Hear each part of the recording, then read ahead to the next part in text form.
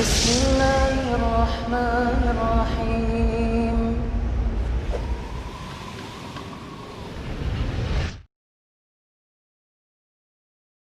Bismillahirrahmanirrahim. Assalamualaikum warahmatullahi wabarakatuh. Waalaikumsalam warahmatullahi wabarakatuh. Alhamdulillah, hari ini kita akan berbincang-bincang dengan Ustaz Al-Fadil Abu Ghazi. Beliau seorang pengajar di Pondok Pesantren As-Sunnah Pasuruan. Kita akan berbincang tentang bagaimana kiat-kiat pendidikan di pondok pesantren. Ustaz, Barakallahu fiik.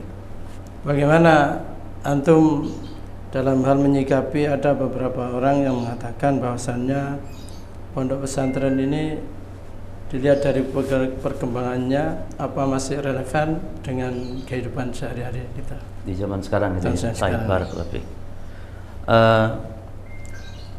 Sebagian orang memang masih ada yang berpemikiran seperti itu, walaupun pemikiran itu tidak benar, tidak benar, dan ini yang perlu diluruskan. Bahwa pendidikan di pondok pesantren sekarang tidak seperti yang dianggap oleh sebagian orang, yang dimana banyak kemunduran atau ketinggalan zaman, atau sudah tidak relevan dengan zaman sekarang yang serba canggih, atau istilahnya dengan zaman milenium. Kenapa? Karena di pondok pesantren justru kehidupan sekarang ini sangat dibutuhkan untuk menjegal pemahaman-pemahaman yang menyimpang atau kenakalan-kenakalan anak-anak remaja di zaman sekarang yang lebih besar, lebih banyak daripada di zaman-zaman dahulu. Maka pendidikan di pesantren tetap dibutuhkan, apalagi Allah Subhanahu wa taala telah mewajibkan kepada kita untuk memang mempelajari agama, dan fokus pelajaran agama memang adanya hanya di pesantren. Lebih fokus, bukan berarti di pendidikan umum tidak ada, tapi di pesantren lebih difokuskan kepada dasar-dasar pelajaran-pelajaran dasar dari agama kita ini. Demikian. Jadi masih relevan, Ustaz, ya? Iya, jadi relevannya dari sisi mana? Satu, relevan dari sisi sekarang ini zaman semakin bertambah, semakin rusak keadaan zaman. Dan itu disebutkan dalam hadis Nabi sallallahu alaihi wasallam. Yani zaman semakin bertambah bukan semakin baik, semakin rusak. Berarti pendidikan agama semakin dibutuhkan. Ini satu. Kemudian yang kedua, di pesantren pun sekarang dalam metode pendidikan juga mengikuti dengan apa yang sekarang berjalan. Jadi dari perkembangan zaman, dengan menggunakan alat-alat yang modern sekalipun, bukan kita menggunakan alat-alat pendidikan atau sarana-sarana pendidikan yang juga mengikuti. Berarti nanti zaman. Nah, anak-anak yang ada di pondok pesantren bisa dibilang tidak akan gaptek, ya? Gap teknologi. Itu sebagian begitu katanya. Jadi tetap kita mengajarkan beberapa pendidikan melalui alat-alat modern, diantaranya melalui melalui internet, itu juga dibutuhkan, komputer dan yang semisalnya. Ada memang di sebagian kita juga tidak menggunakan itu, yang murni menggunakan kitab-kitab para ulama, dan itu yang lebih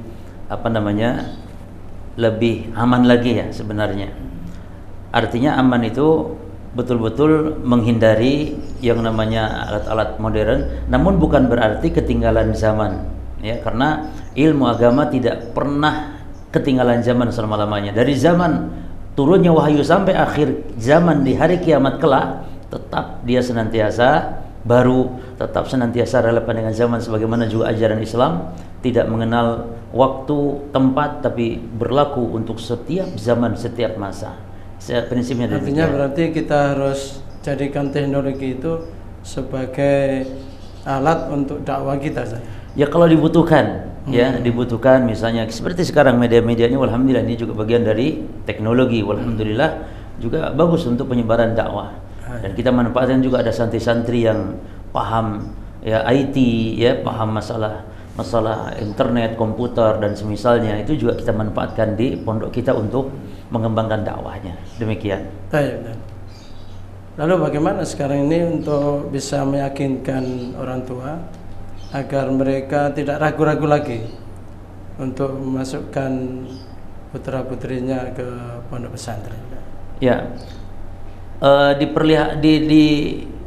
dilihat niat orang tua sendiri sebenarnya. Iya, iya. Jadi apa tujuan memasukkan anak ke pesantren?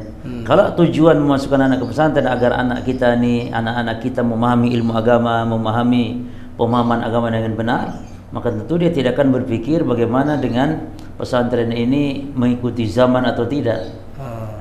Kecuali kalau orang tua memang tujuan memasukkan anak ke pesantren tujuannya untuk materi, jangan sampai anaknya nanti bodoh dalam urusan-urusan dunia, yang mana hakikatnya orang yang alim tentang dunia namun jahil tentang akhirat, itu adalah sifat orang-orang kafir yang Allah mencela mereka. Allah Ta'ala mengatakan ya'lamuna zahiran minal hayati dunya wa hum 'anil akhirati hum ghafilun. Orang-orang kafir itu mereka alim, mereka ahli dalam urusan-urusan yang nampak dari dunia ini, namun mereka lalai urusan akhirat. Ini Allah mencelanya. Maka kita tujuan untuk memondokkan anak di pesantren bukan dalam rangka untuk bagaimana mencari dunia. Walaupun tetap ada beberapa pesantren yang kita lihat, masya Allah, dia juga mengembangkan dunia ya. Mungkin diajarkan wira swasta, teknologi dan semisalnya. Namun tetap fokusnya kepada dasar-dasar akidah mereka, ajaran agama yang difokuskan. Demikian. Jadi tergantung niat orang tuanya. Maka sampaikan kepada mereka bahwa kita wajib untuk mendidik anak-anak kita dalam urusan agama nomor satu ini. Sebab Allah mengatakan ya ayyuhalladzina amanu qu anfusakum wa ahlikum nar. Apa maksud dari wahai orang-orang beriman, jaga diri kalian dan keluarga dari api neraka. Jadi maksudnya ajarkan keluarga ini agama, ilmu. Dasarkan mereka dengan pemahaman yang benar dalam agama. Demikian. Berarti ini kalau kita ingin memasukkan putra-putri kita ke pesantren, harusnya juga kita bisa memilih dan memilah bagaimana kualitas pesantren tersebut. Taib. Ini perlu karena tidak setiap pesantren mengajarkan pemahaman yang benar. Bahkan Imam Ibnu Sirin telah mengatakan bahwa inna hadzal ilma din, sesungguhnya ilmu ini adalah agama. Fanduru aman ta'khuduna dinakum, maka perhatikan dari mana mengambil agama. Ilmu ini agama, pesantren ini agama, maka perhatikan dari mana kalian mengambil ilmu, perhatikan kalian memasukkan anak kalian ini ke pesantren mana. Itu yang dimaksud. Maka kita perlu untuk memilih betul-betul, memprioritaskan mana pesantren yang ada di atas sunnah yang benar dan mana pesantren-pesantren yang memang dia jauh dari hidayah, dari petunjuk sunnah. Walaupun semuanya pesantren mengatasnamakan pesantren Islam atau sekolah Islam, tapi perlu diperhatikan masalah pemahaman, akidah serta manhajnya, ajaran yang diajarkan dalam pesantren tersebut. Ini sangat perlu. Ya. Sehingga outputnya nanti bisa betul-betul diandalkan. Sahih. Jadi anak yang lulus pesantren, yang lurus pemahamannya akan menjadi anak yang salehah. Sebaliknya, anak yang lulusan pesantren yang menyimpang, dia akan menjadi anak-anak yang menyimpang juga dalam pemahaman agamanya. Bisa berpemahaman radikal kalau pesantren mengajarkan radikalisme. Ya, yang dalam kita disebutnya firqah khawarij misalnya, atau pesantren-pesantren tasawuf sufi yang diajarkan ada hal yang tidak dicontohkan oleh agama, oleh Rasul sallallahu alaihi wasallam. Demikian. Syukran Ustaz atas penjelasannya. Semoga bermanfaat bagi kita semua. Amin ya Rabb. Demikian pemirsa bincang singkat kita dengan Ustaz Nur Fadil Abu Ghazi. Semoga bermanfaat bagi kita semua. Assalamualaikum warahmatullahi wabarakatuh. Waalaikumsalam warahmatullahi wabarakatuh.